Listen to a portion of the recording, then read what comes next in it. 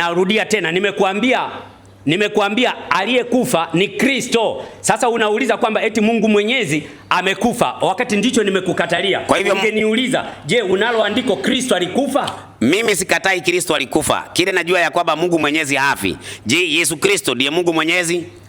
Kwa jina la jumla ndiyo, ila nafsi yake ana nafsi moja inaitwa Kristo. Kwa hivyo ni wa mwana. Kwa hivyo Mungu Mwenyezi ambaye ni Kristo alikufa. Narudia tena, nimekuambia ukisema Mungu Mwenyezi hapo unahusisha Baba, Mwana na Roho Mtakatifu. Lakini nafsi iliyokufa ni ya pili ya mwana ambayo inaitwa Kristo kwa mujibu wa Petro wa kwanza 3:17. Lakini baada ya kufa alipofufuka amerudi katika utukufu wake. Kwa hivyo ndio atakayekuja Mwenyezi. Kwa hivyo kati ya Baba, Mwana na Roho ni nani Mungu Mwenyezi? Baba, Mwana na Roho ndiye Mungu Mwenyezi, El Shaddai. Nani alikufa? Kristo. Mwana au Roho? Kristo. Kristo ni mwana au Roho? Kristo ni mwana. Mwana alikufa? Ndiyo. Ni Mungu Mwenyezi? Ni Mungu Mwenyezi, lakini kwenye aliyechukua mwili uliokufa unaitwa Kristo. Mungu Mwenyezi anakufa? Angalia sasa. Asanteni sana.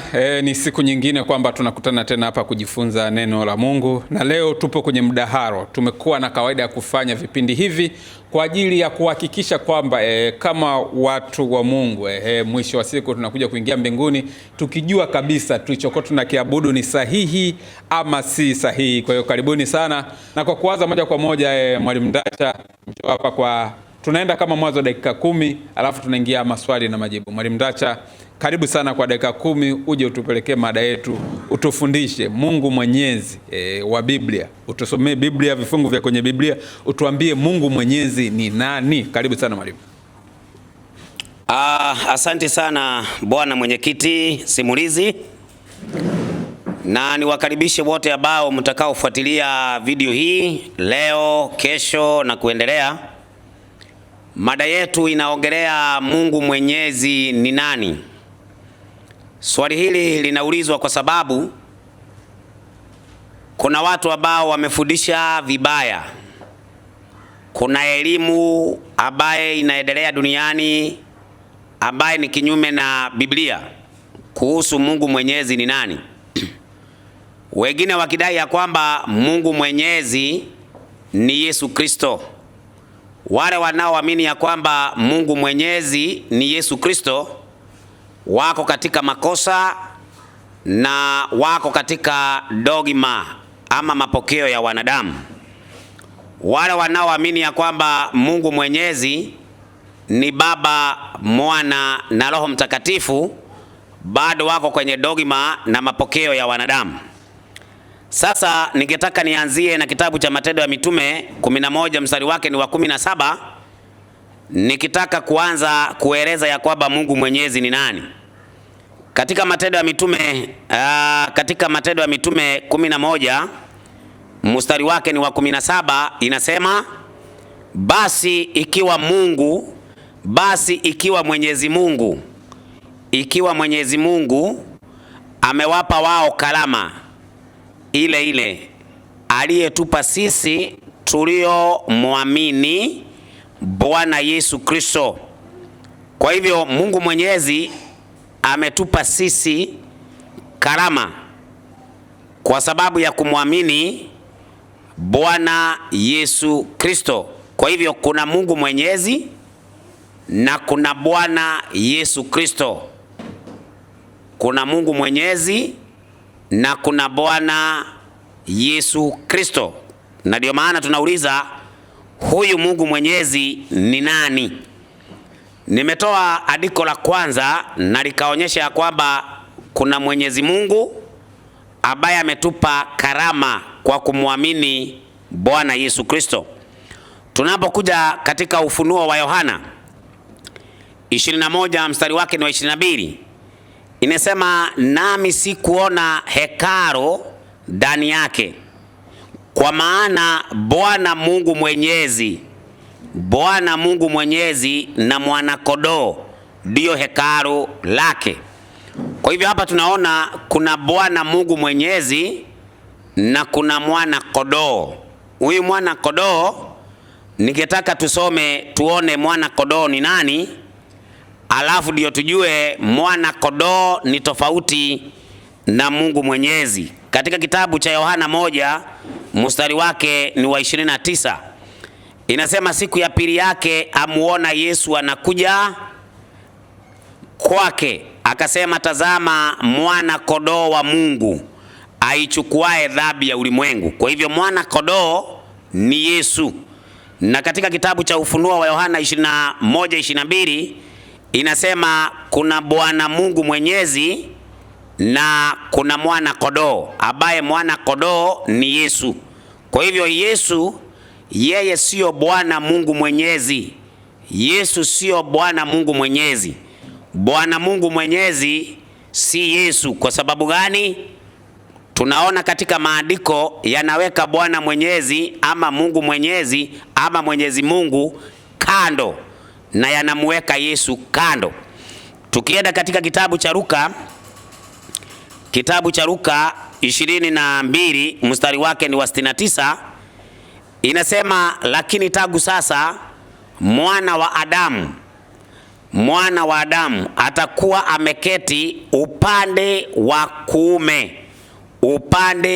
kuume wa Mungu Mwenyezi. Kwa hivyo Yesu yeye anaketi mkono wa kuume wa Mungu Mwenyezi. Kwa hivyo kuna Mungu Mwenyezi na kuna Yesu ambaye ako katika mkono wa kuume wa Mungu Mwenyezi. Sasa ningetaka tuweze kusoma kitabu kingine katika Ufunuo wa Yohana. Kitabu cha Ufunuo wa Yohana 21 mstari wake ni wa 10 inasema, akanichukua katika roho mpaka mlima mkubwa mrefu, akanionyesha ule mji mtakatifu Yerusalemu ukishuka kutoka mbinguni kwa Mwenyezi Mungu. Kwa hivyo kuna mji ambao unaonekana ukitoka mbinguni kwa Mwenyezi Mungu, na huo mji unatoka mbinguni kwa Mwenyezi Mungu. Sasa katika huo mji ndio tunataka tuweze kuangalia kutakuwa na nani katika mji huo ambao unatoka mbinguni. Katika mstari wa Ufunuo wa Yohana 22 mstari wake ni wa 2 inasema, katikati ya njia kuu yake na upande huu ule mto uliokuwemo mti wa uzima uzao matunda aina 12 wenye kutoa matunda yake kila mwezi, na majani ya mti huo ni ya kuwaponya mataifa. Wala hapata kuwa na laana yoyote, na tena kuna kiti cha enzi cha Mungu na cha mwana kondoo. Kwa hivyo kuna kiti cha enzi cha Mungu na cha mwana kondoo. Sasa kuna maandiko ambayo yanaweza yakatumika vibaya kwa ajili ya kutetea kwamba Mwenyezi Mungu ni Yesu Kristo au Mungu Mwenyezi ni Yesu Kristo, wakati Yesu ni mwana wa Mungu Mwenyezi. Kwa hivyo Mungu Mwenyezi ako na mwanawe ambaye ni Yesu Kristo aliyemtuma. Katika kitabu cha Ufunuo wa Yohana 1 mstari wake ni wa 7 na mstari wake ni wa 8 inasema, tazama yuaja na mawingu, na kila jicho litamuona, na hao waliomchoma, na kabila zote za dunia wataomboleza kwa ajili yake. Naam, amina. Mstari wa 8, mimi ni Alfa na Omega, mwanzo na mwisho, asema Bwana Mungu aliyekuweko na atakayekuja Mwenyezi. Hapa katika maneno haya yanayosemwa hapa yanasemwa mbele ya malaika.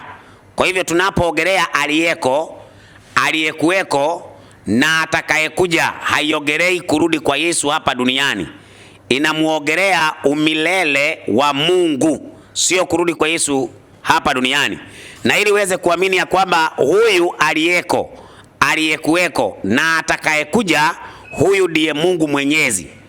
Lakini kwa sababu ya kipengele atakayekuja, kuna watu wanamalizia kusema huyu ni Yesu. Lakini hapa naomba tulisome, mimi ni Alfa na Omega, huyo ni Yesu anasema. Wa kwanza na wa mwisho ni Yesu anasema. Lakini kupitia hapo asema.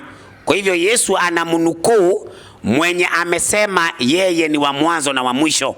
Mwenye alisema Yesu ni wa mwanzo na wa mwisho ni yeye anayeitwa Bwana Mungu aliyeko, aliyekuweko na atakayekuja mwenyezi.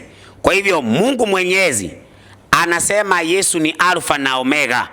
Mungu mwenyezi anasema Yesu ni wa mwanzo na wa mwisho. Sasa wale wanasema aliyeko na aliyekuweko na atakayekuja ni Yesu, ni mapokeo hayo na ni kutafsiri maandiko vibaya. Ndio ninaomba nianze mstari wa 4 katika Ufunuo wa Yohana 1, mstari wake ni wa 4 na mstari wake ni wa 5. Inasema, Yohana kwa yale makanisa 7 yaliyoko Asia, neema iwe kwenu na amani zitokazo kwake yeye aliyeko na aliyekuweko na atakayekuja. Kwa hivyo hizi neema na amani zinatoka kwake aliyeko, aliyekuweko na atakayekuja, ambaye tunapata katika mstari wa 8 ni Bwana Mungu mwenyezi. Sasa neema na amani zinatoka kwa Bwana Mungu mwenyezi, aliyeko, aliyekuweko na atakayekuja. Tukimaliza hapo tunakuja wa pili katika mstari wa 5, zinasema tena zitokazo kwa Yesu Kristo, shahidi aliye mwaminifu, mzaliwa wa kwanza wa waliokufa. Kwa hivyo neema na amani kwanza zinatoka kwake yeye aliyeko, aliyekuweko na atakayekuja, ambaye katika mstari wa 8 tumeambiwa huyo ndiye Mungu mwenyezi. Sasa ili tuelewe, tusije tukasema yeye aliyeko na aliyekuweko na atakayekuja Mwenyezi Mungu, ili tuondoe akili ya kwamba ni Yesu. Mstari wa 4 na wa 5 inamaliza huo mjadala kabisa. Huo mjadala kabisa unamalizika ya kwamba aliyeko, aliyekuweko na atakayekuja ni mwingine. Alafu mstari wa 5 inaweka tena zitokazo kwa Yesu Kristo, shahidi aliye mwaminifu, mzaliwa wa kwanza wa waliokufa. Kwa hivyo ukitaka kujua Mungu wa pekee wa kweli, ndiye anaitwa Mungu mwenyezi ama Mola aliye peke yake. Na hata kama Biblia kuna sehemu inatumia jina Mungu kumuita Yesu, lakini majina haya Mungu mwenyezi, hakuna mahali Yesu anaitwa Mungu mwenyezi, na hakuna mahali Yesu anaitwa Mungu wa pekee wa kweli. Zimeisha? Ndio, imeisha dakika 10. Okay. Hakuna mtu wa kusema imeisha. Okay. Unanionyesha bwana. Sawa. Okay, na kushukuru sana Mwalimu Ndacha kwa dakika 10. Mwalimu Mwankema, karibu sana nawe kwa dakika 10. Uje tuambie Mungu mwenyezi wa Biblia ni nani? Mwenyezi Mungu wa Biblia ni nani? Karibu sana. Asante. Mungu mwenyezi wa Biblia ni nani? Mungu mwenyezi wa Biblia ni Yesu Kristo. Mungu mwenyezi wa Biblia ni Yesu Kristo.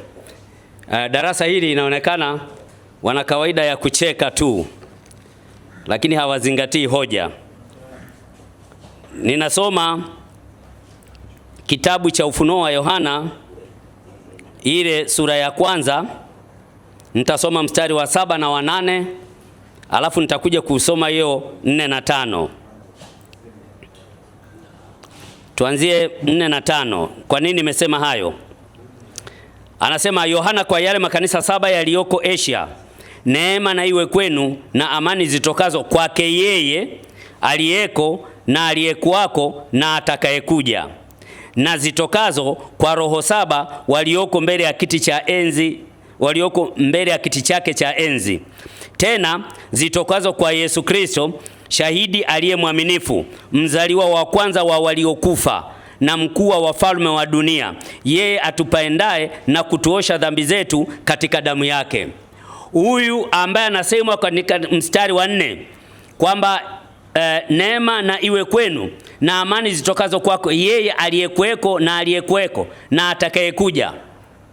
Alafu anasema tena zitokazo kwa roho 7 walioko mbele ya kiti chake cha enzi. Huyu anayetajiwa hapa ni nani? Huyu anayetajiwa hapa ni Baba. Kwa sababu utakapoenda kusoma katika ile Ufunuo wa Yohana sura ya 5 ule mstari wa 8, unaona kuna habari ya mwana anapewa kitabu apate kukifungua kitabu ili azifungue zile muhuri, kwa sababu mbinguni na duniani hakuna aliyeweza kufungua hiyo. Hakuna.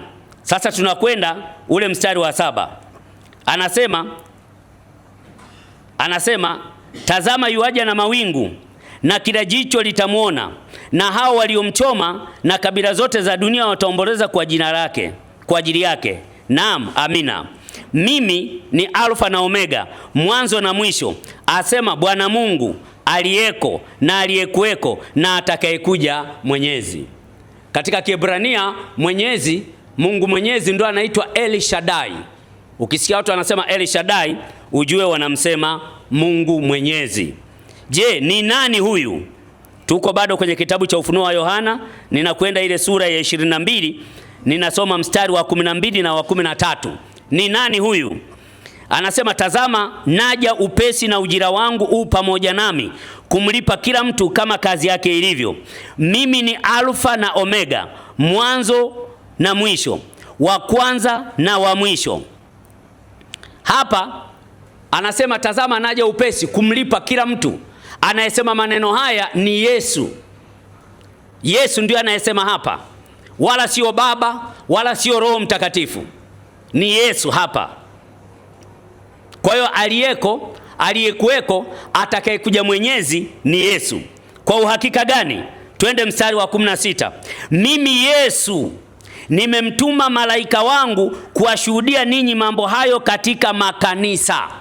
Kwa hiyo aliyekuwa anasema kwenye Ufunuo 1:7 na 8 na Ufunuo 22:12 mpaka 13, ambaye ndiyo aliyekuweko, aliyeko na atakayekuja Mwenyezi, anajisema kabisa mstari wa 16, mimi Yesu nimemtuma malaika wangu. Na baada ya hapo ukienda mstari wa 17 anasema na Roho, hapa manake Roho Mtakatifu sasa, na Roho na bibi harusi wasema njoo. Kwa hiyo Roho hatakuja, atakayekuja ni huyu Yesu ambaye anajisema hapa, ambaye anasema tazama naja upesi, shika sana ulicho nacho. Je, kabla ya kusema haya maneno kwenye Ufunuo, alipokuwa hapa duniani, je, hakuwahi kusema maneno ya namna hiyo? Injili ya Yesu kama ilivyoandikwa na Yohana sura ya 14 kuanzia mstari wa 1. Msifadhaike mioyoni mwenu, mnamwamini Mungu, niaminini na mimi. Nyumbani mwa Baba yangu mna makao mengi, kama sivyo ningaliwaambia, maana naenda kuandalia mahali. Basi mimi nikienda na kuandalia mahali, nitakuja tena niwakaribishe kwangu, ili nilipo mimi nanyi mwepo. Sasa swali linakuja, kati ya Baba, Mwana na Roho Mtakatifu, atakayekuja ni nani? Kwa mujibu wa Biblia, atakayekuja ni Yesu Mwana, ambaye anapokuja yeye anakuwa Mungu Mwenyezi. Sasa swali, je, ina maana Baba sio Mungu Mwenyezi na Mwana sio Mungu Mwenyezi?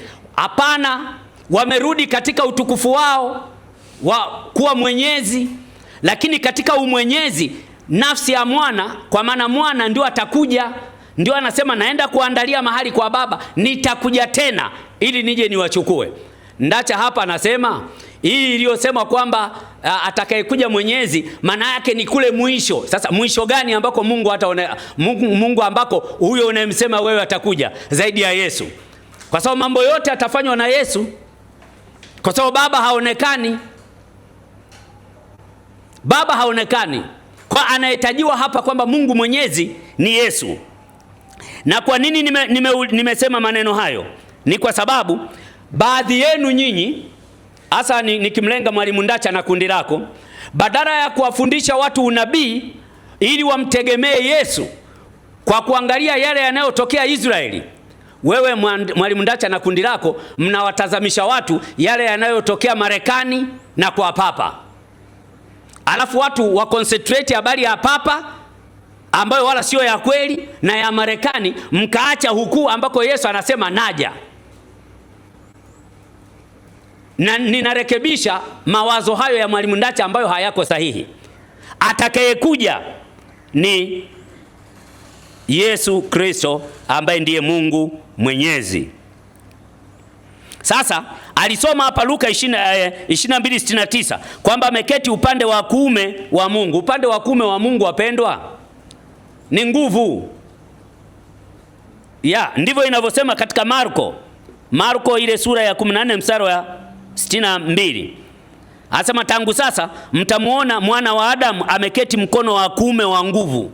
Kumbe mkono wa kuume wa nguvu maana yake ni nguvu. Haimaanishi kwamba ni physical body. Haimaanishi hivyo. Haya. Kwa hiyo kwenye kitabu cha Ufunuo wa Yohana unaposoma sasa ile mistari ambayo huyu alikuwa ameijengea hoja ya 4 na 5 kwamba Yohana kwa yale makanisa 7 yaliyoko Asia, neema na iwe kwenu na amani zitokazo kwake yeye aliyeko na aliyekuwako na atakayekuja, na zitokazo kwa roho 7 walioko mbele ya kiti chake cha enzi. Mpaka hapa hajatajwa kama ni Baba wala ni Mwana, hajatajwa. Pamesema tu kwake yeye basi. Alafu mstari wa 5, tena zitokazo kwa Yesu Kristo, shahidi aliye mwaminifu. Yaani hapa maana yake ni mkusanyiko wa ule uungu wote, lakini katika mpangilio wake jinsi walivyotimiza kuhusu mpango wa wokovu. Na katika hiyo sasa ndio anasema, tazama yuaja na mawingu na kila jicho litamwona, na hao waliomchoma na kabila zote za dunia wataomboleza kwa ajili yake. Aliyechomwa ni mwana ambaye anaitwa Yesu, ambaye ndio atakayekuja. Anaitwa Mwenyezi baada ya kujirudishia utukufu wake. Maana alijivua utukufu kwa mujibu wa Filipi 2:6-7. Lakini baadaye Yohana 17:5 anasema, na sasa Baba unitukuze mimi kwa utukufu ule niliokuwa nao kabla ya ulimwengu kuwako. Ndio maana anaitwa Mwenyezi na ndio atakayekuja. Na ndio huyu nimemsoma katika Ufunuo wa Yohana 22. Ufunuo wa Yohana 22 pale kwamba amejisemaje. Ndio hii mstari wa 12 anasema, mstari wa 12, tazama naja upesi na ujira wangu pamoja nami kumlipa kila mtu kama kazi yake ilivyo. Atakayetulipa thawabu ni nani? Ni Yesu. Atakayetulipa thawabu ni Yesu. Mstari wa 13, mimi ni Alfa na Omega. Alfa maana yake ni mwanzo, kama kuna mwanzo yoyote Yesu ni Alfa. Alafu na Omega, kama kuna mwisho yoyote, mwanzo na mwisho, wa kwanza na wa mwisho ndiye yeye. Ndio maana mstari wa 16 sasa tunaambiwa, badala ya kuzunguka tunaambiwa kabisa, mimi Yesu nimemtuma malaika wangu. Okay, kumbe Yesu ndio aliyewatuma malaika zake kwamba watuambie kwamba yeye ndio aliyekuwako, aliyeko na atakayekuja Mwenyezi. Mungu awabariki.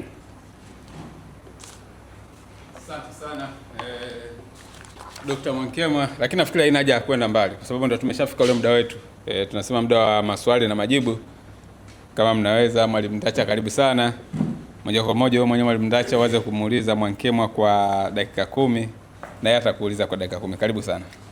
Sasa mwenyekiti, kwanza kitu ambacho ninaomba ni ya kwamba usimamie hapa, mtu akiulizwa swali anajibu kila naulizwa. Sawa. Kwa hivyo iwe ni kuulizwa kujibu, kama hauna unasema una, kama uko nayo unatoa. Sawa. Asante. Sasa Mwankemwa, naomba niweze kusoma Ufunuo wa Yohana. Ufunuo wa Yohana 4 mstari wake ni wa 2. Ufunuo wa Yohana 4 mstari wake ni wa 2. Katika Ufunuo wa Yohana 4 mstari wake ni wa 2 inasema hivi: na mara nalikuwa katika roho, na tazama kiti cha enzi kimewekwa mbinguni, na mmoja ameketi juu ya kile kiti.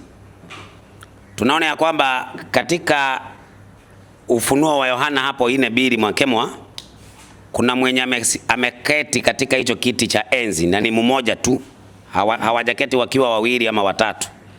Sasa mstari wa 8 inasema, na hawa wenye uhai wanne kila mmoja alikuwa na mabawa 6 na pande zote na ndani wamejaa macho, wala hawapumziki mchana wala usiku, wakisema, hao malaika ndio wanasema, mtakatifu mtakatifu mtakatifu Bwana Mungu Mwenyezi, aliyeko na aliyekuweko na atakayekuja. Sasa swali kwako, umefundisha ya kwamba huyu Mungu Mwenyezi ni Yesu. Ni sawa, ni Yesu amekalia kwenye hicho kiti cha enzi? Kwenye ayo uliyosoma hapo hayahusiani na hiki nilichosoma. Hapo inahusiana na kukabidhiana kitabu cha hukumu. Mimi nimeuliza swali, nimesoma mstari wa pili. Kuna mmoja ameketi kwenye kiti cha enzi. Huyu ameketi kwenye kiti cha enzi ndiye anaitwa aliyeko, aliyekuweko na atakaye kuja Mwenyezi. Huyo ni Yesu. Rudia kusoma.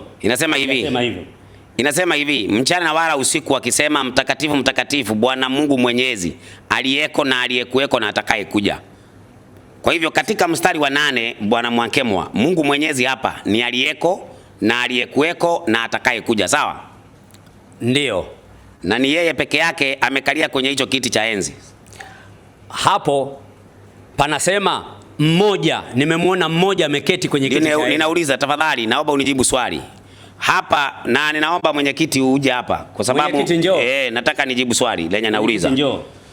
Tumesoma kitabu cha Ufunuo wa Yohana 4 kuanzia mstari wa 2. Inasema nilikuwa katika roho na nikaona mmoja ameketi kwenye hicho kiti.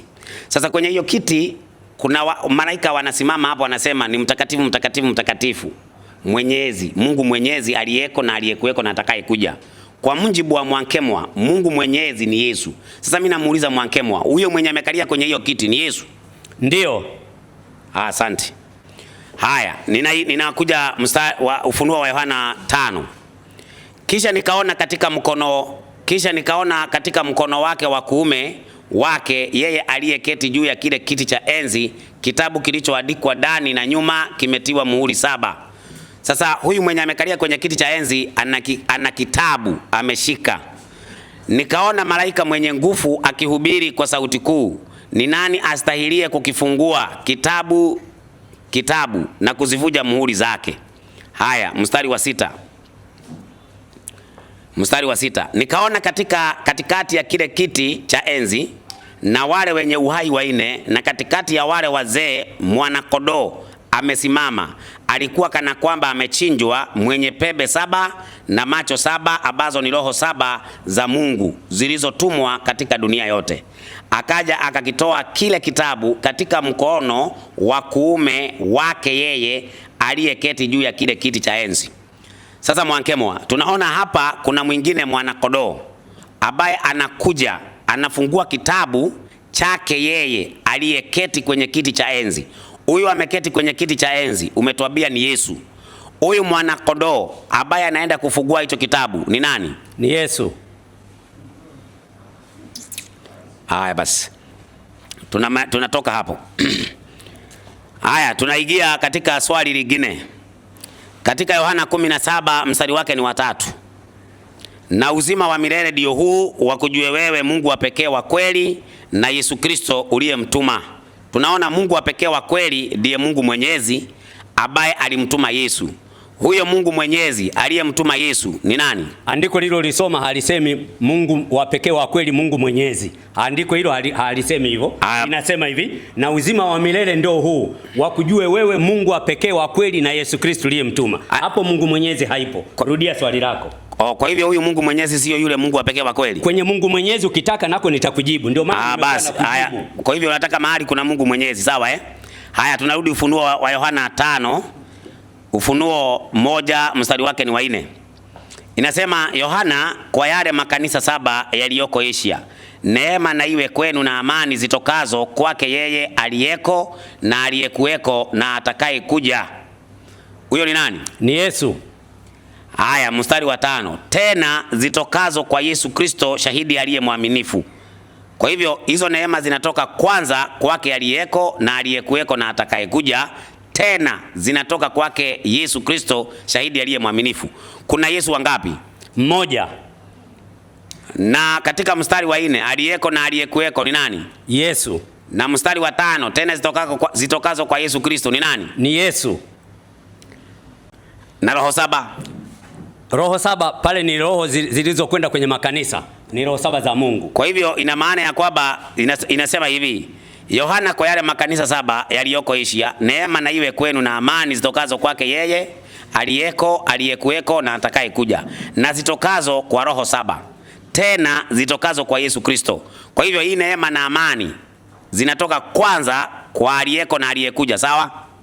Ndio pamesema tu kwa zitokazo kwa aliyeko na atakaye kuja basi, lakini hajatajwa nani. Kidogo tu. Ni sawa tu. Aha. Bora imeandikwa ya kwamba zitokazo kwake yeye aliyeko na aliyekuja, si ndio? Twende, sawa. Alafu zitokazo kwa roho 7? Anasema kwa roho 7. Na zitokazo kwa alafu tena zitokazo kwa Yesu Kristo, shahidi aliye mwaminifu. Kwa hivyo wametajwa wangapi hapo? Wametajwa wangapi katika nini? Unataka idadi kwa majina? Neema na amani zitokazo kwake yeye aliyeko, sio ni wa kwanza? Huyo yeye unamjua ni nani? Kabla tujaenda kwanza niambie, aliyeko na aliyekuweko sio ni wa kwanza? Ndio maana nikasema wewe unataka kutoa idadi hapo. Mimi naongelea idadi. Hapo pamesema naongelea idadi. Idadi haijatajwa hapo. Sasa mimi nataka uiweke wewe. Sasa mimi nataka sasa uniambie. Neema na amani kulingana na Yohana, Ufunuo wa Yohana 1:4. Ndio. Kwanza zinatoka kwa nani? Amesema hivi. Neema na iwe kwenu na amani zitokazo kwake yeye aliyekuweko na aliyekuweko na atakaye kuja. Alafu usinitoka kwa nani? Alafu anasema na zitokazo kwa roho 7 walioko mbele ya kiti cha enzi. Tena zitokazo wapi? Alafu tena zitokazo kwa Yesu Kristo, shahidi aliye mwaminifu. Kwa hivyo neema na amani kwanza zinatoka kwake aliyekuweko na aliyeko na atakayekuja, ambaye wewe humjui. Kidogo tutakuja tu bado. Mimi nauliza hapo. Alafu tena zitokazo kwa roho 7? Kwa roho 7. Tena zitokazo kwa Yesu Kristo, shahidi mwaminifu, Yesu Kristo. Sasa yule aliyeko na aliyekuweko na atakaye kuja ni nani? Yesu. Na huyo na hizi roho 7 ni nani? Mbona hutaki nikupe aya hutaki nithibitishe? Utanithibitishia tu, sina shida. Mimi nataka unijibu swali. Nifikiri una wasiwasi na majibu yako. Nataka unijibu. Kumbe kila nikijibu ndio maana hutaki aya kwa sababu usikule muda wangu. Mimi sinaona na ukijibu na achana tu. Asante sana. Mimi nataka unijibu. Nimeshakuelewa. Wa kwanza neema na amani zinatoka kwake aliyeko, aliyekuweko na atakaye kuja. Zitokazo kwa roho 7 na kwa Yesu Kristo, shahidi mwaminifu. Kwa hivyo wa kwanza ni Yesu. Pale hajatajwa jina Yesu wala nani. Haya, kwa hivyo huyu aliyeko na aliyekuweko ni Mungu Mwenyezi. Kwenye aya hiyo uliyoisoma haipo. Yaani wewe mwankewa wewe. Asante sana. Haya tunaenda. Haya swali la 3. Haya tunaenda katika Luka 22 mstari wake ni wa 69. Inasema hivi: lakini tangu sasa mwana wa Adamu atakuwa ameketi upande wa kuume wa Mungu Mwenyezi. Huyu Mungu Mwenyezi ni nani? Ni Yesu. Haya, na huyu mwana wa Adamu ni Yesu. Kwa hivyo Yesu anakaa upande wa kuume wake mwenyewe, kwa sababu Marko 14:60 anasema huo mkono wa kuume ni nguvu. Kwa hivyo Mungu Mwenyezi ni nguvu. Ndio. Mkono wa kuume. Nauliza sinasema hapa, imesema hivi. Nasema mkono wa kuume. Kidogo mimi nauliza hapa. Naomba nisome andiko hili kwanza, sikiliza. Maana hili ni andiko nasoma. Soma. Inasema lakini tangu sasa mwana wa Adamu atakuwa ameketi upande wa kuume wa Mungu Mwenyezi. Huyu mwana wa Adamu ni nani? Ni Yesu. Atakuwa ameketi mkono wa kuume wa Mungu Mwenyezi. Huyu Mungu Mwenyezi ni nani? Mungu Mwenyezi ni Mungu Mwenyezi, si Yesu. Ukitaka jina lake ni Yesu. Mungu Mwenyezi ni sifa yake, jina lake Yesu. Na mwana wa Adamu jina lake ukitaka ni yeye ni mwana wa Adamu. Ukitaka jina lake Yesu. Kwa hivyo Yesu ameketi mkono wa kuume wake mwenyewe wa Mungu Mwenyezi. Mimi ninafurahi mnavyocheka. Ninafurahi sana. Haya, sasa ninaomba niende katika Ufunuo wa Yohana 21:22. Asante. Ufunuo wa Yohana 21:22. Nami sikuona hekalu ndani yake, kwa maana Bwana Mungu Mwenyezi na mwana kondoo ndio hekalu lake.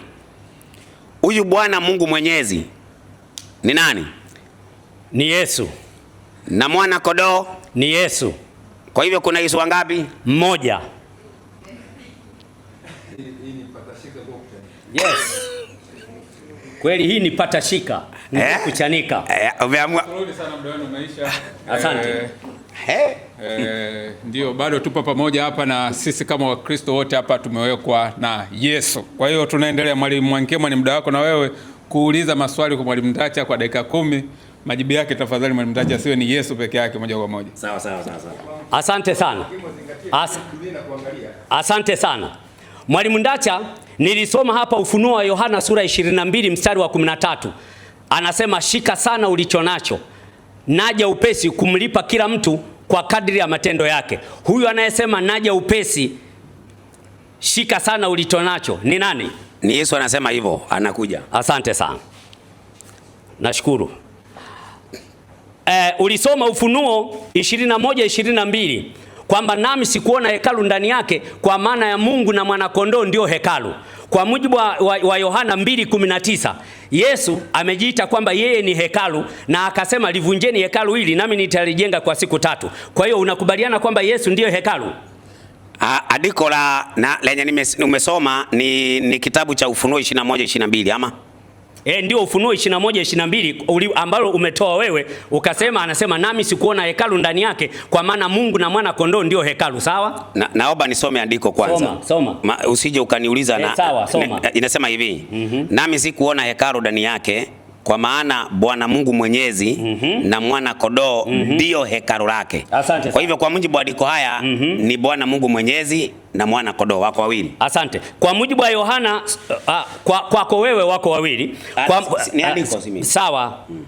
Kwa mujibu wa Yohana 2:19, Yesu akajibu akawaambia, livunjeni hekalu hili nami katika siku 3 nitalijenga. Kwa hiyo unakubali kwamba Yesu ni hekalu? Ndiyo, hata mimi ni hekalu.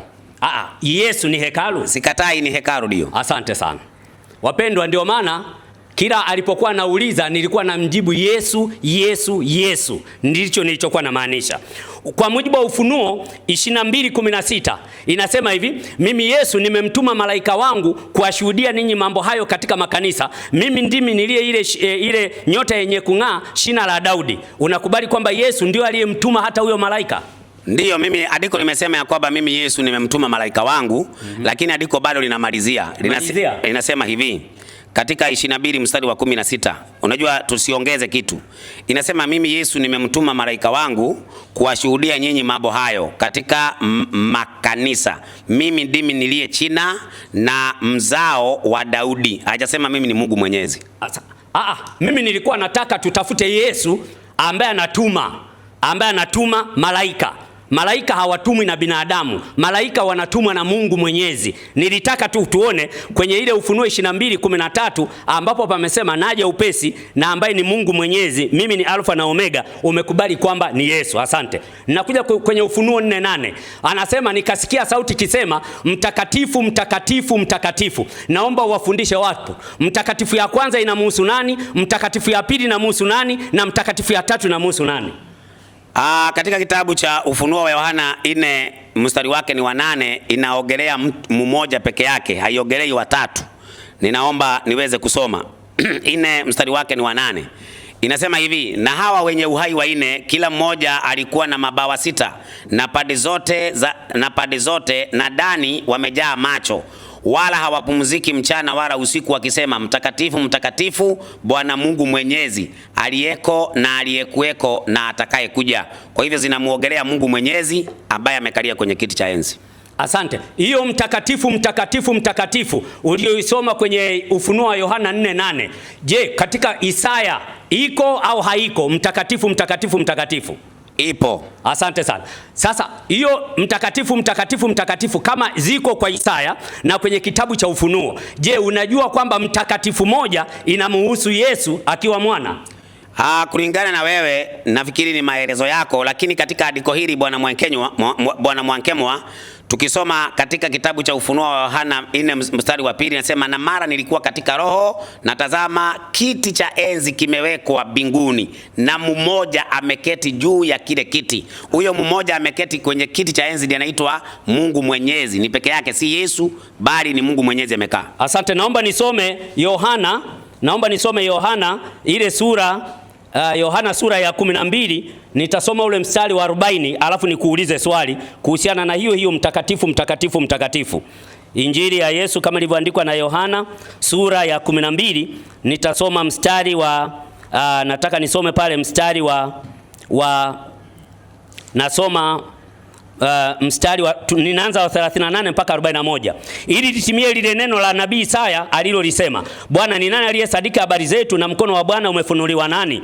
Ndio sababu wao hawakuweza kusadiki, kwa maana Isaya alisema tena, amewapofusha macho, ameifanya mizito mioyo yao, wasije wakaona kwa macho yao, wakafahamu kwa mioyo yao, wakaongoka nikawaponya. 41, maneno hayo aliyasema Isaya kwa kuwa aliuona utukufu wake, akataja habari zake. Walakini hata katika wakuu waliokuwamo wengi waliomwamini, lakini kwa sababu ya Mafarisayo hawakumkiri, wasije wakatengwa na sinagogi. Na kuuliza swali, kumbe nabii Isaya kwenye ule utukufu wa kusema mtakatifu mtakatifu mtakatifu, aliuona utukufu wake huyu Yesu hapa akiwa mwana. Ndio maana zikatajwa zile mtakatifu mtakatifu tatu. Unajua kwamba mtakatifu moja katika zile tatu ilimuhusu Yesu kwa mujibu wa Biblia? Ushahidi kama huo kwa Biblia hakuna mwankemwa. Kitu ambacho iko ni ya kwamba Isaya ametoa unabii mwingi kuhusu Yesu, lakini mahali ambapo Isaya anasema mtakatifu mtakatifu mtakatifu, hakuna ushahidi alikuwa anasema habari za Yesu au nafsi tatu. Hapa tunasoma kwenye Yohana 12 panasema hivi, maneno hayo aliyasema Isaya kwa kuwa aliuona utukufu wake, akataja habari zake. Walakini hata katika wakuu waliokuwepo wengi waliomwamini, lakini kwa sababu ya Mafarisayo hawakumwamini. Kwa hiyo manake Isaya katika ile Isaya 6 alivyokuwa anasema mtakatifu mtakatifu mtakatifu, kumbe mtakatifu moja ni ya mwana, ameuona utukufu wake. Alafu wewe unasema hakuna Biblia ilichofundisha. Kwa hiyo maandiko haya ya Yohana 12 yanamhusu yupi huyu aliyekataliwa na Mafarisayo? Katika kitabu cha Yohana ambacho umesoma unakitumia vibaya mwankemo, hakihusiani na hayo maneno ya Isaya mtakatifu mtakatifu. Maneno yanahusiana ni haya: wamepofusha macho, ameyafanya mizito mioyo yao, wasije wakaona kwa macho yao, wakafahamu kwa mioyo yao, wakaogoka nikawaponya. Hayo ndio maneno yanahusiana na mstari wa 40. Maneno haya aliyasema Isaya kwa kuwa aliona utukufu wake, akataja habari zake. Haihusiani, maneno haya hayahusiani na mtakatifu mtakatifu mtakatifu. Iko hivi, kwenye Isaya palisema mtakatifu mtakatifu mtakatifu, na nimeanzia hapa mstari wa 39. Anasema ili litimie lile neno la nabii Isaya 38. Ili litimie neno la nabii Isaya alilolisema, Bwana, ni nani aliyesadiki habari zetu, na mkono wa Bwana umefunuliwa nani? Hii ni Isaya 53. Alafu anasema ndio sababu wao hawakuweza kusadiki, kwa maana Isaya alisema tena. Hapa ni kwenye Isaya 6:8. Sasa Isaya 6:9 anasema hivi, amewapofusha macho, ameifanya mizito mioyo yao, wasije wakaona kwa macho yao, wakafahamu kwa mioyo yao, wakaongoka nikawaponya. Maneno hayo aliyasema Isaya kwa kuwa aliuona utukufu wake, akataja habari zake. Walakini hata katika wakuu waliokuwemo wengi waliomwamini, lakini kwa sababu ya Mafarisayo hawakumkiri, wasije wakatengwa na masinagogi. Hii nukuu ya Isaya ambayo inahusiana na Yesu, je, iko kwenye ile mtakatifu mtakatifu mtakatifu au haipo kwa ufahamu wako? Bwana Mwakemo, tafadhali na kuomba, hakuna katika Yohana 12 maneno mtakatifu mtakatifu, na wala hainukuliwi. Ukianzia mstari wa 37 inasema, walakini ajapokuwa alifanya ishara nyingi namna hiyo mbele yao hawakumwamini. Sasa inasema ya kwamba wakati walipokosa kumwamini, maneno yaliyotajwa na Isaya yakatimia kwao. Sasa maneno ambayo Isaya alitaja ni gani? Amewafufusha macho, ameifanya mizito mioyo yao, wasije wakaona kwa macho yao, wakafahamu kwa mioyo yao, na wakaongoka nikawaponya. Hayo maneno ndio yalitimia kwao. Sasa soma na mstari wa 41 nilikufika mimi. Maneno hayo aliyasema Isaya kwa kuwa aliona utukufu wake, akataja habari zake. Isaya na Yesu, nani alitangulia kuwepo katika mwili? Wa kwanza aliyetangulia ni Yesu, si Isaya. Katika mwili aliyetangulia kuwepo ni nani? Isaya ametangulia. Kwa hiyo Isaya ameuona utukufu wa nani? Aliona utukufu wa Yesu. Asante sana. Ndio, lakini katika utukufu wa Yesu kwenye ile Isaya, je, hakuna neno mtakatifu mtakatifu mtakatifu? Katika Yohana 12 ambayo umeisoma haina uhusiano na mtakatifu mtakatifu mtakatifu. Ni maneno mengine tofauti, wacha kuongeza. Sasa ile ya mtakatifu mtakatifu mtakatifu ilimhusu nani kwa ufahamu wako? Mimi Biblia ishajibu ya kwamba inamhusu Mungu Mwenyezi ambaye ameketi kwenye kiti cha enzi. Ambaye atakayekuja ni nani sasa? Sasa hapo haiongelei habari ya kurudi kwa Yesu mara ya pili, kwa sababu inaongea na malaika. Kwa malaika ndio wanasema atakayekuja. Kwani walikuwa nakuja kwa malaika tena? kati ya huyo unayemsema wewe na huyu Yesu aliyeahidi kwamba nitakuja kuwachukua tena, na kwamba mimi ni Alfa na Omega, ni Mungu yupi ambaye anatakiwa aje kwa ajili ya kuja kuwalipa watu thawabu? Yesu ashaeleza ya kwamba katika Yohana 16 mstari wa 27 anasema yeye atakuja na utukufu wa Baba yake pamoja naye. Kwa hivyo mwenye tunamgoja ni Yesu, na Yesu akija anakuja na utukufu wa Baba yake. Lakini Mungu Mwenyezi ni nani? Katika Biblia inasema ya kwamba Yesu ameketi mkono wa kuume wa Mungu Mwenyezi. Kwa hivyo Yesu sio Mungu Mwenyezi, Yesu ako mkono wa kuume wa Mungu Mwenyezi. Sawa, na washukuruni sana. Nawashukuru sana kwa dakika 10 hizo. Tena tunarudi kwa maswali na majibu, tuhamie tena kwa Mwalimu Ndacha. Akiuliza tutakuja kwa Mwalimu Daniel, tutamaliza, tutaanza kuchukua maswali ya wengine. Karibu sana Mwalimu Ndacha. Mimi nataka kuuliza Bwana Mwakemwa, Mungu Mwenyezi anakufa? Akichukua Kristo anakufa. Nauliza, Mungu Mwenyezi anakufa? Narudia, akichukua nafasi ya Kristo anakufa.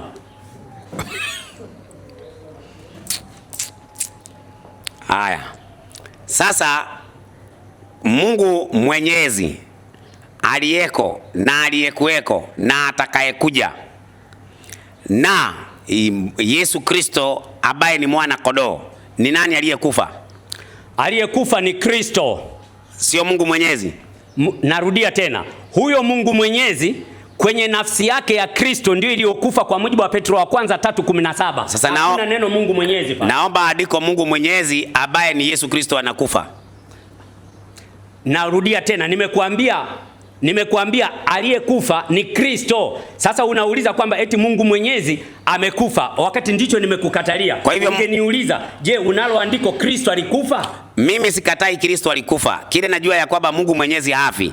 Je, Yesu Kristo ndiye Mungu Mwenyezi? Kwa jina la jumla ndio, ila nafsi yake, ana nafsi moja inaitwa Kristo. Kwa hivyo ni wa mwana. Kwa hivyo Mungu Mwenyezi ambaye ni Kristo alikufa.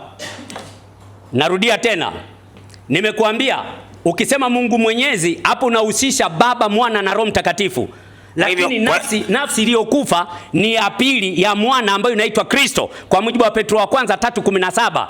Lakini baada ya kufa, alipofufuka, amerudi katika utukufu wake. Kwa hivyo ndio atakayekuja Mwenyezi. Kwa hivyo kati ya Baba, Mwana na Roho ni nani Mungu Mwenyezi? Baba, Mwana na Roho ndiye Mungu Mwenyezi, El Shaddai. Nani alikufa? Kristo. Mwana au Roho? Kristo. Kristo ni mwana au Roho? Kristo ni mwana. Mwana alikufa? Ndiyo. Ni Mungu Mwenyezi? Ni Mungu Mwenyezi, lakini kwenye aliyechukua mwili uliokufa unaitwa Kristo. Mungu Mwenyezi anakufa? Angalia sasa, narudia tena, usijifanye uelewi ninachojibu. Nimekwambia unaposema Mungu Mwenyezi, yani ni sawasawa kwenye familia yenu wenye kina Gatiba wote mfe, lakini wewe yani wote wawe hai, lakini wewe kwa sababu fulani inatokea kwamba wewe umekufa. Ndio kinachosababisha hapo, lakini haimaanishi kwamba wewe sio Gatiba. Kwa hivyo mimi katika ule uungu ndio pale ambapo tunasema Kristo alikufa. Sasa swali, je, huyu Kristo sio Mungu? Ungekuwa unauliza hiyo swali kwamba hivi Kristo sio Mungu? Mimi nibebe vitabu hapa nikuthibitishie Kristo ni Mungu. Hapa tunaongelea habari za Mungu Mwenyezi. Asante sana. Sasa mimi nikauliza, Mungu Mwenyezi anakufa?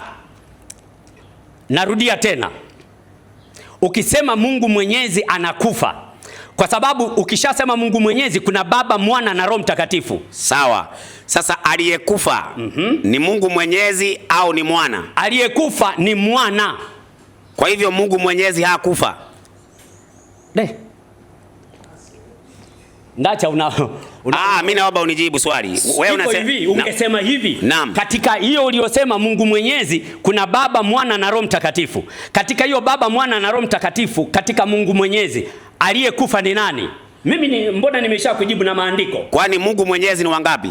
Mungu Mwenyezi ni jina au ni sifa kuu ya Mungu. Nauliza, Mungu Mwenyezi ni wangapi? Ni mmoja, ambaye ndani yake kuna Baba, Mwana na Roho Mtakatifu. Kwa hivyo Mungu Mwenyezi ni wengi? Ni mmoja. Ndani yake kuna wangapi? Kuna Baba, Mwana na Roho Mtakatifu, nafsi hizo. Baba ni mwana? Baba sio mwana. Roho ni mwana? Sio mwana. Lakini wote ni Mungu Mwenyezi?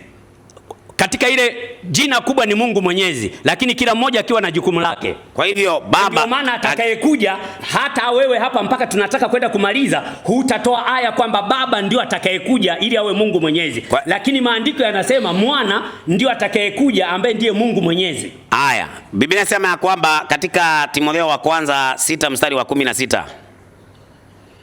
6 mstari wake ni wa 16, inasema hivi: ambaye yeye peke yake hapatikani na mauti, amekaa katika nuru isiyoweza kukaribiwa, wala hakuna mwanadamu aliyemuona. Naongelea hapa kwenye kipengele Mungu Mwenyezi. Kuna mwanadamu amewahi muona? Mungu Mwenyezi hajaonekana. Yesu amewahi onekana? Baada ya kuchukua mwili alionekana na umbo kama mwanadamu. Na Mungu Mwenyezi hajawahi kuonekana kwa sababu yuko katika roho. Lakini Yesu hajawahi. Yesu hajawahi kufanya nini sasa? Yesu hajawahi kuonekana. Alipochukua mwili akaonekana. Kwa hivyo Yesu alionekana. Yohana 1:14, baada ya kuchukua mwili. Kwa hivyo nasi naye neno alifanyika mwili akakaa kwetu, nasi tukauona utukufu wake, utukufu kama wa mwana pekee atokaye kwa Baba, amejaa neema na kweli. Lakini Mungu Mwenyezi hajawahi kuonekana kwa sababu amekaa katika utukufu wake. Ndio maana nafsi ya Kristo ilibidi ije ili kuja kumfunua Mungu, ili Mungu aitwe Emanueli. Haya. Sasa tunarudi katika Ufunuo 1 mstari wake ni wa 5. Hapo sasa ndio tunakaa hapo tumalize. Katika mstari wa 5, tena zitokazo kwa Yesu Kristo, shahidi aliye mwaminifu, mzaliwa wa kwanza wa waliokufa, na mkuu wa wafalme wa dunia yote, atupendaye na kutuosha dhambi zetu katika damu yake, na kutufanya kuwa wafalme na makuhani kwa Mungu, naye ni baba yake. Swali sasa, inasemekana ya kwamba huyu Yesu shahidi aliye mwaminifu ametuleta kwa Mungu ambaye ni baba yake. Kwa hivyo Yesu, Mungu Mwenyezi ni baba. Hapo unaongeza Mungu Mwenyezi. Soma kilichosoma hapo. Si tumeanzia mstari wa 4. Anzia mstari wa 4. Mstari wa 4 anasema hivi. Anasemaje? Yohana hapa tuwe tunasoma wote ili uone ninachokuambia. Haya basi tunasoma wote. Yohana kwa yale makanisa 7 yaliyoko Asia. Neema na iwe kwenu na amani zitokazo kwake yeye aliyeko na aliyekuweko na atakaye kuja na zitokazo kwa roho 7 walioko mbele ya kiti chake cha enzi. Kiti cha Mungu Mwenyezi iko hapa. Kidogo sema haipo kwanza. Kidogo. Hapa kwani huyu mwalimu hapa haipo. Kidogo Mwankemo tafadhali. Hapa kidogo si wewe ni msomi bwana. Kwa naongea na nani? Tukifika hapa Mwankemo hapa inasema hivi kidogo tu. Najua unisikilize. Kuna watu wanatufuatilia. Wacha tunaongea na wewe. Usiseme nataka hivi. Wacha watu watakachosema watu wanatakiwa watenganishe kwamba neno limesema nini, alafu hili nililoongeza kutoka mdomoni ni lipi. Mwankemo. Asante. Mstari wa 8 anasema aliyeko, aliyekuweko na atakaye kuja. Ni Mwenyezi ama si Mwenyezi? Ni Mwenyezi. Kwa hivyo aliyeko na aliyekuweko ukiona mahali ni Mwenyezi. Turudi mstari wa 4. Yohana kwa yale makanisa 7 yaliyoko Asia. Neema na iwe kwenu na amani zitokazo kwake yeye aliyeko na aliyekuweko na atakaye kuja. Ukiona aliyeko, aliyekuweko na atakaye kuja ni mwenye? Twende tusome mstari wa 7. Ni mwenye? Soma mstari wa 7 sasa utujibu. Sitaki mimi nijibu kwa akili zangu. Sasa Mwankemo soma mstari wa 7 sasa, si umeniuliza swali naacha. Wewe unanisumbua akili. Sikusumbui. Sikiliza kwanza. Unajua mimi soma Ufunuo wa Yohana 1:7 ili tujue kuanzia 4 muktadha unamhusu nani. Twende mstari wa 7. Mimi nilikuwa nataka tusome alafu tuteremke. Sasa ili tuteremke hapo hapajasemwa chochote. Tuendelee kuteremka. Haya sasa tuende basi. Haya, Yohana kwa yale makanisa 7 yaliyoko Asia. Neema na iwe kwenu na amani zitokazo kwake yeye aliyeko, aliyekuweko na atakaye kuja, na zitokazo kwa roho 7 walioko mbele ya kile kiti cha enzi.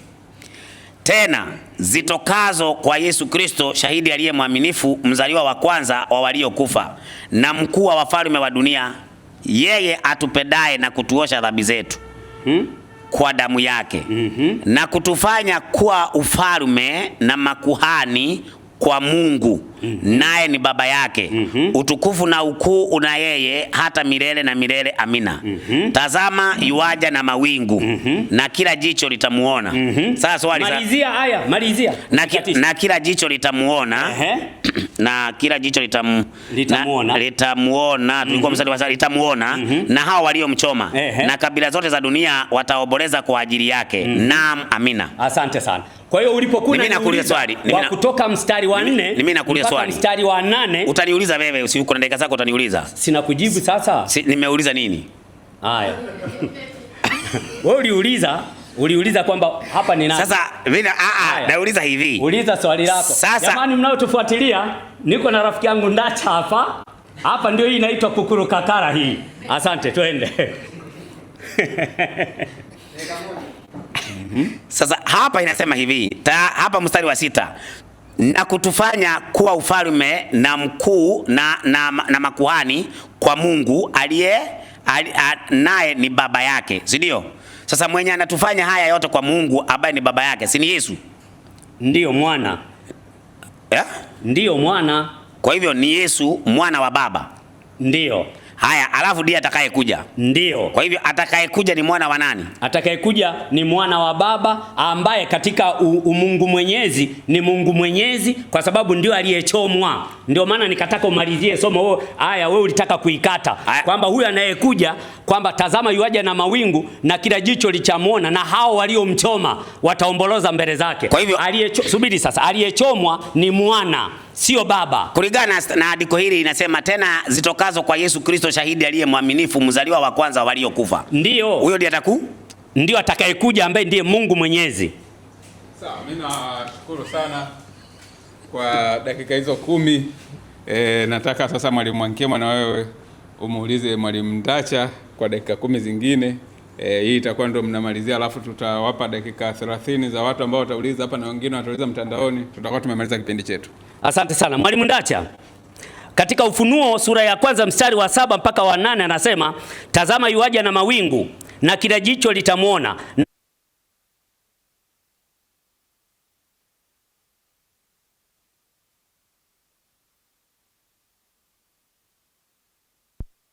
atakayekuja Mwenyezi. Swali langu, huyu anayetajwa kwamba tazama yuaja na mawingu katika Ufunuo 1:7 ni nani? Ni Yesu anakuja na mawingu. Asante sana.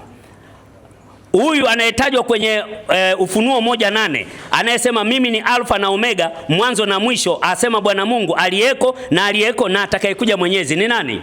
Yesu ndiye anasema ya kwamba Mungu Mwenyezi anasema yeye ni Alfa na Omega, mwanzo na mwisho. Kwa hiyo atakayekuja ni nani? Yesu ndiye anayekuja ambaye ndio Mungu Mwenyezi. Hapana. Naomba tusome. Tusome andiko. Ufunuo 22. Rudi hapo.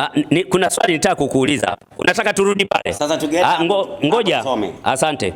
Ufunuo wa Yohana 1:8. Anasema hivi, twende.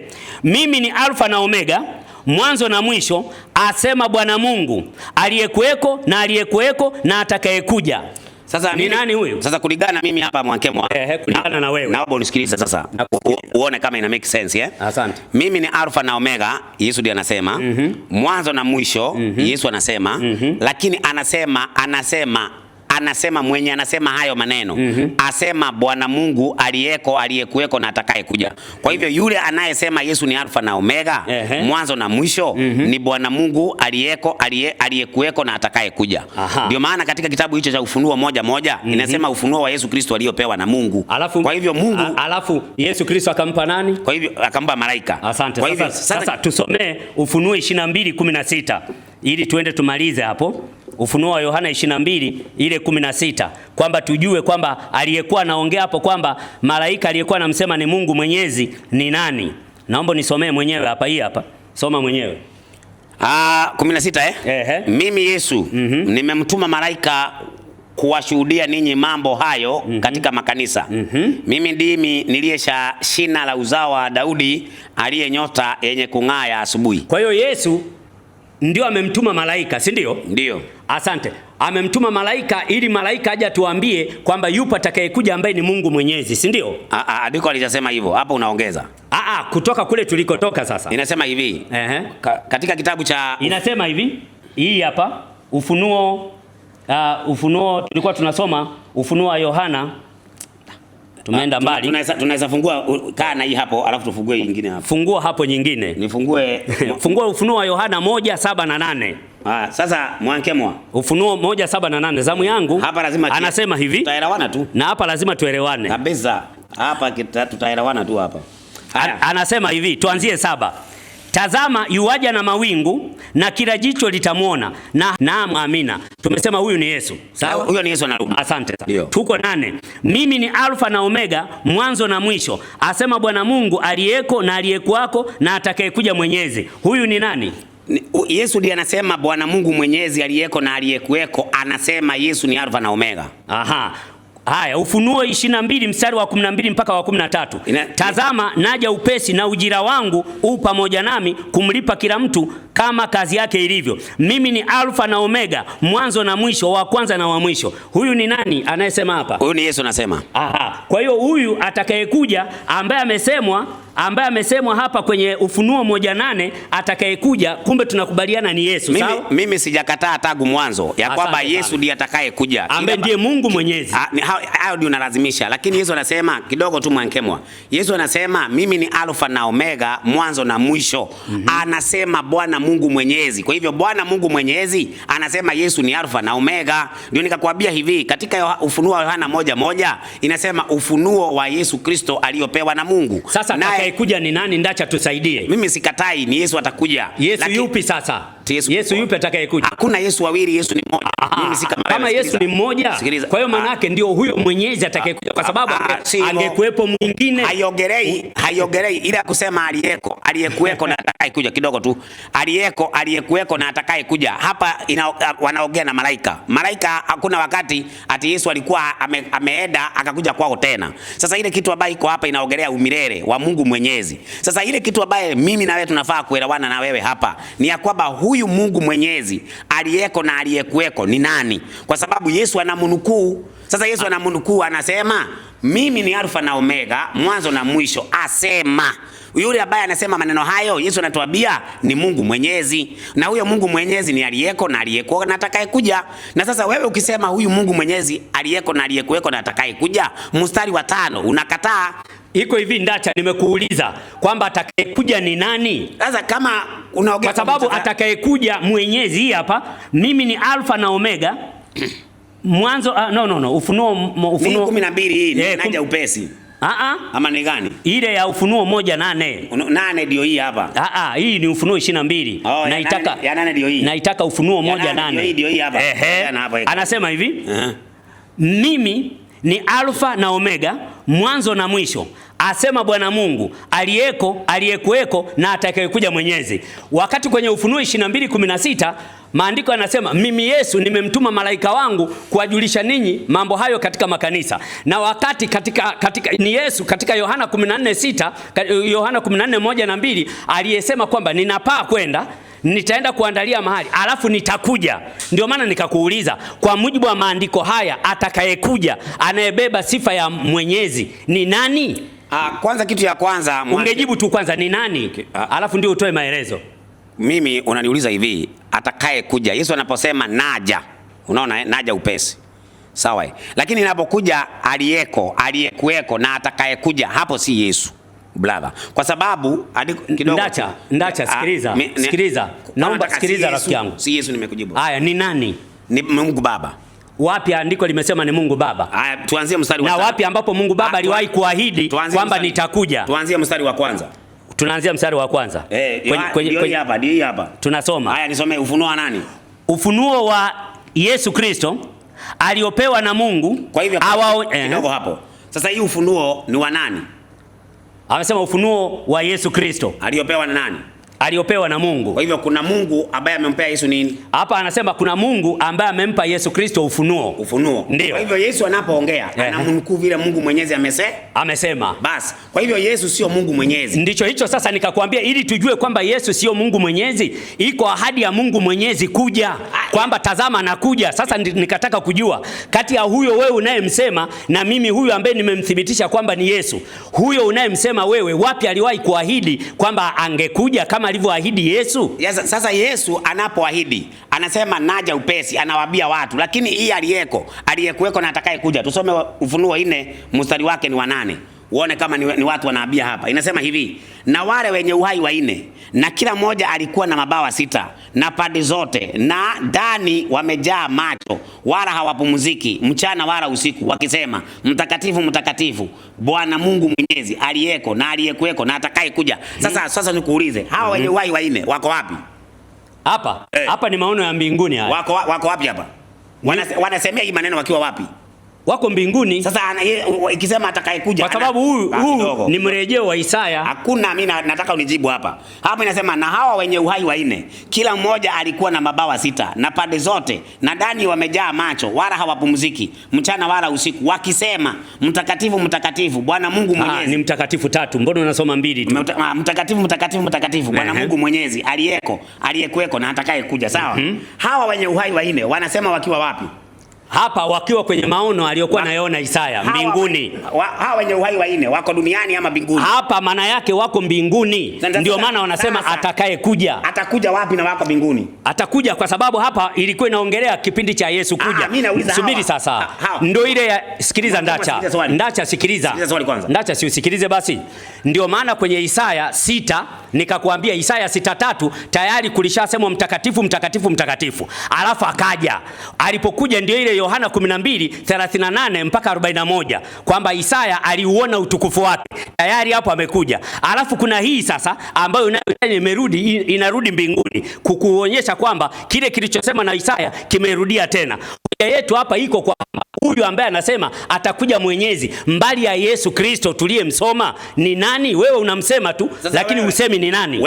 Mimi nishakwambia ni Mungu Mwenyezi, kwa sababu mimi nishakutenganishia Mungu Mwenyezi na Yesu, nimekutenganishia kabisa. Sasa wewe unalazimisha Mungu Mwenyezi akuwe Yesu na imetengana. Sasa maandiko yanasema tazama yuaja na mawingu na kila jicho litamwona na hao waliomchoma wataomboleza. Kwa hiyo inamaanisha huyo unayemsema wewe Mungu Mwenyezi ndio aliyechomwa. Sasa hapa iongelea haina uhusiano aliyeko na aliyekuweko na atakaye kuja, habari ya kuchomwa haina hapo. Ndio nikakwambia katika mstari wa 8 hawa malaika wenye uhai 4 wanaongea wakiwa wanamuongea hapo aketie kwenye kiti cha enzi, wanasema mtakatifu mtakatifu mtakatifu aliyeko aliyekuweko na atakaye kuja. Sasa atakuja wapi wakati wako naye? Sasa hapa si atakaye kuja, manake ni future tense. Muda umeisha. Muda wenu umeisha. Naomba kwanza Mwalimu Ndacha nikuulize swali, alafu wengine vile jiandaeni na maswali. Maswali jamani hayatachukua zaidi ya dakika 5 kwa mtu mmoja ili watu wapate nafasi ya kuuliza.